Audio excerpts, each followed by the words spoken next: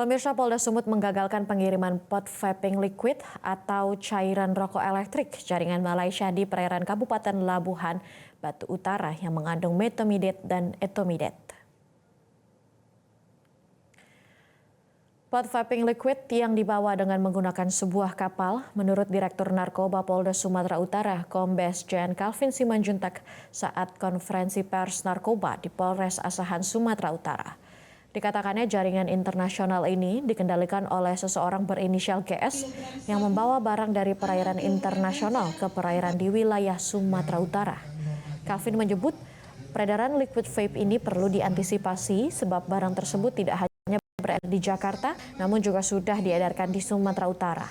Calvin menjelaskan kalau pot vaping liquid ini mengandung metamidet dan etomidet yang merupakan golongan obat keras dan obat bius yang bisa membuat orang berhalusinasi, euforia, dan depresi. Calvin juga mengungkapkan kalau sudah ada penangkapan obat keras yang mengandung metamidet dan etomidet di lapangan, barang ini berarti sudah masuk ke Sumatera Utara menggunakan wilayah perairan dan saat ini ditangkap dan obat tersebut dalam bentuk gelondongan. Modus penyelundupan dengan menggunakan modus perbatasan perairan sehingga 3 wilayah ini cukup panjang perairan sehingga menjadi atensi Polda. Ketiga pelaku ditangkap saat melintas menggunakan kapal pukat tarik di perairan Tanjung Api Labura. Adapun ketiga pelaku adalah AN, AM, dan I. Ketiganya merupakan warga kota Tanjung Balai yang berprofesi sebagai nelayan.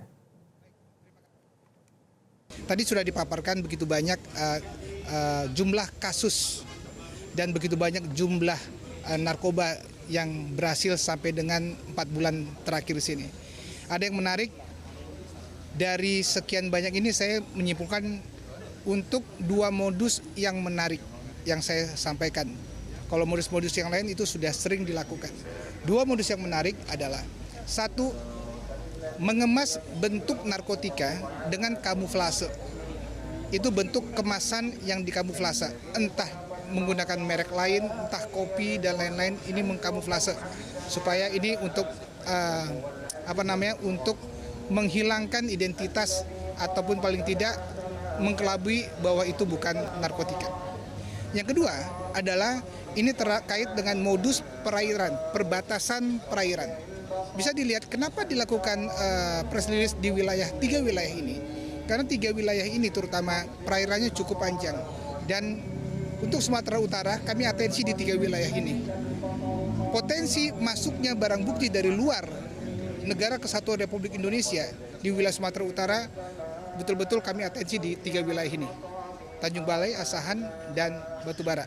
Itu yang kami lakukan sehingga kita melihat bahwa banyak sekali pengungkapan kasus dibanding dengan periode tahun lalu untuk persentasenya lebih banyak untuk yang tahun ini. Jelajahi cara baru mendapatkan informasi. Download Metro TV Extend sekarang.